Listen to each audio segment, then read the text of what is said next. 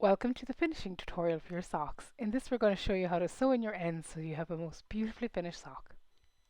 So you have your perfect sock, you're finished, and now all you've got to do is sew in your ends. It's not really seaming, it's sewing in ends. So the first thing is, this is kind of personal. Lots of people do this in different ways. This is how I do mine. It's how I find I get the best fit and they hide really well. So the first thing is I actually go in along and around the stitches of my graft. And what this does is it keeps it flat. Some people go down along the side, of course. I keep it flat and you're not adding any bulk to these stitches. So I go in and out of my bumps of my sock.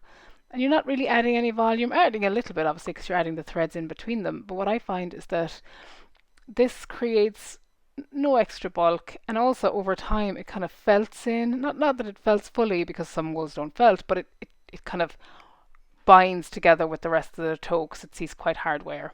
I've never had a problem with this myself. If you're very delicate to what you have in your sock, it might feel a little bit funny, but again, I would just encourage you to give it a try. Now at the end, I don't really tie big knots in my knitting. I'll just go in around it, thread it through just a little bit through the tail of that and just pull it out. Then I'll just even it out a little bit. I don't have a scissors with me at the moment, and a neat trick I saw somebody doing recently, and I wish I could credit whoever showed me, is when you're sewing in ends and you don't have a scissors, just tie a knot in the end, and I probably tie two knots, and it tells you that you've already sewn in this end and you can just snip it off. Because I think we all have a thing with knitting whereby sometimes you're going to sew in an end, you won't have a scissors, and then you won't remember that you've sewn it in. So the next thing then is to get rid of the tail. Now the first thing you want to do here is, if you have any kind of funniness or unevenness here, you want to use this tail to hide that as you sew it in. So I'm just going to pop in there. I think I'm pretty happy with that edge. And then what I do here is I sew mine down along the back leg of one of the ribs. Again, this is something I like to do. It works really well for me. I've been knitting socks now for a long time and I haven't lost any ends. So just sewing in along the end of it here. So the only thing you're really trying to do is avoid things unraveling, hiding the end and just making it comfortable to wear as well. So you're trying not to add any bulk to your seam, to your sewing in lines. And I find that this works really well. You can't see it at the front because it's hidden by the ridge.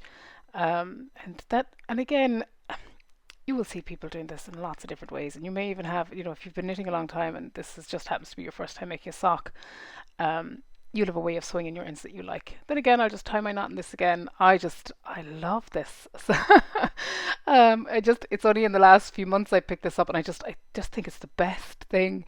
And that's really it. There is one little thing I do want to show you about all kinds of seaming, particularly with socks. And it's where you might accidentally add bulk. So if you were sewing in an end, I would say not to go over and around your stitches like this, because that can make them thicker. You're trying to get it so that it sits into the into the bumps of the knitting essentially, so that it's not seen, but it also doesn't create any lumps in it. So just to show you that, that's just something I wouldn't recommend doing. Don't go over and around it like you could on other seams. It just creates bulk. And that's really it. You now have your lovely sock, your ends are sewn in and ready to clip off.